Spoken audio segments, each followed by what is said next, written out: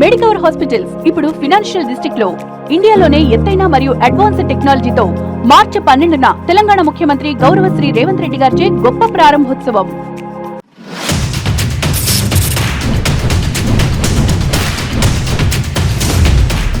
Data centre Visakhapatnam కేంద్రంగా ఏర్పాటు చేయాలి. దానికి సబ్మెరైన్ కేబుల్ని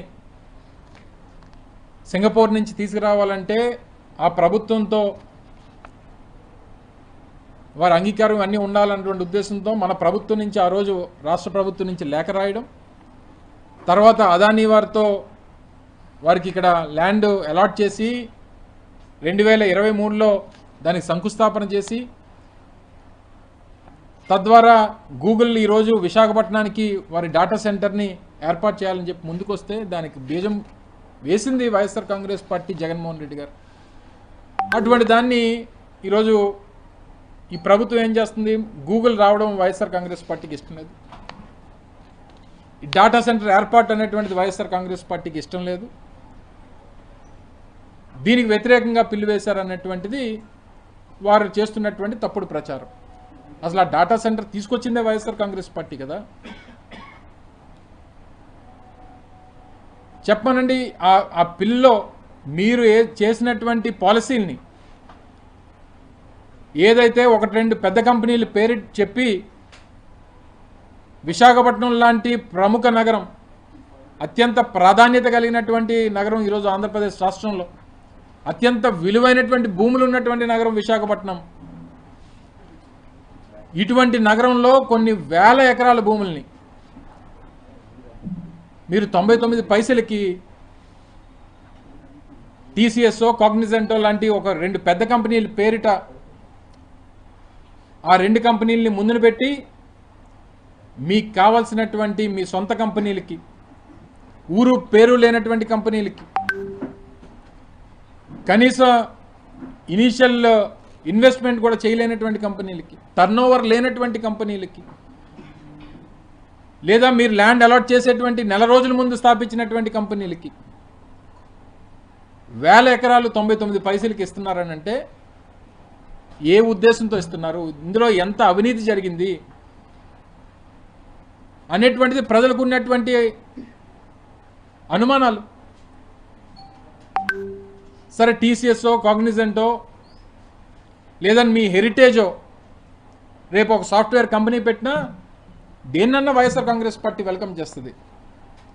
ఈ రాష్ట్రంలో విశాఖపట్నంలోనే కాదు, ఎక్కడ పెట్టినా వెల్కమ్ చేస్తుంది. కానీ మీరు చేస్తున్నటువంటిది ఈ కంపెనీల పేరిట, 1-2 ప్రధానమైనటువంటి పెద్ద కంపెనీల పేరిట మీ అనుయాయులకి, మీకు కావాల్సినటువంటి వ్యక్తులకి, మీ పార్టీకి సంబంధించినటువంటి వ్యక్తులకి పెద్ద ఎత్తున మీరు భూ కేటాయింపులు 99 పైసలకి. మళ్ళీ పైపెచ్చు గతంలో ముఖ్యమంత్రి గారి కొడుకు విశాఖపట్నం వచ్చినప్పుడు వారిని మన పత్రికా మిత్రులు కొంతమంది, మీడియా సోదరులు కొంతమంది అడిగితే ఎకరా 99 పైసలకి కాదు, అవసరమైతే మొత్తం 99 పైసలకే ఇస్తానంటున్నాడు. ఎవరి జాగీర్ ఇది? చంద్రబాబు నాయుడు గారి జాగీరా రాష్ట్రం ఏమన్నా? లేదా మీ తాత ఖర్జూర్ నాయుడు గారి జాగీరా ఇదంతానా? లేకపోతే నీ జాగీరా? మీరు ముఖ్యమంత్రిగా, మంత్రులుగా ఉన్నటువంటి మీరు ప్రభుత్వ ఆస్తుల్ని, ప్రభుత్వ భూముల్ని, విలువైనటువంటి సంపదని కాపాడాల్సినటువంటి బాధ్యతాయుతమైనటువంటి పదవుల్లో ఉన్నటువంటి మీరు నేను పప్పు బెల్లాల్లా రూపాయికి 10 రూపాయికి ఇస్తానంటే ఓ పెద్ద జోక్ అయిపోయింది దేశవ్యాప్తంగా. చివరికి స్టాండప్ కామెడీల్లో మీరు చేస్తున్నటువంటి కేటాయింపుల్ని ఎంత హాస్యాస్పదంగా వాటిని చిత్రీకరిస్తున్నారో ఒకసారి చూస్తే సిగ్గు తెచ్చుకోవాలి. మనం ఐటీ మంత్రిని ఎట్లా ట్రోల్ చేశారో మనందరం చూసాం. 2019 నుంచి 24 మధ్యన ఒక ఐటీ మంత్రిని ఎట్లా ట్రోల్ చేశారో ప్రజలందరూ కూడా చూశారు. ఒక ప్రశ్న అడిగితే దానికి కోడి గుడ్డు, గుడ్డు కోడి అన్నాడు. ఇప్పుడు ఆయనకి ఏ అర్హత ఉందండి? ఆయనకి అసలు డేటా సెంటర్ అంటే ఏంటో తెలుసా? విచిత్రం ఏంటంటే ఒక ఐటీ సంస్థ ఆయన అడిగింది, సార్ మాకు ఇప్పుడు కొంచెం దూరం ఉన్నాం, పబ్లిక్ ట్రాన్స్పోర్టేషన్ లేదు, పబ్లిక్ ట్రాన్స్పోర్టేషన్ వేయండి అంటే బస్సులు వేయండి అని కోరారు. అది కూడా ఆయన చేయలేకపోయాడు boss. He could do that. 2 years వాళ్ళు అడిగితే అది చేయలేకపోయాడు ఆయన. మేము అధికారంలోకి వచ్చిన వెంటనే మొదటి నెలలో ఐటీ కంపెనీలు అందరితో నేను మీటింగ్ పెట్టుకుంటే వాళ్ళు అన్నారు మిగతా అంతా మీరు చేయండి కానీ ముందర మాకు బస్సెస్ వేస్తే చాలంటే we did it. We did that. కనీసం బస్సు కూడా వేయలేకపోయాడు. ఆయన ఏం మాట్లాడతాడు అసలు? ఆయన ఏం తెలుసు? ఆయన ఎవరన్నా సీరియస్గా తీసుకుంటాడా?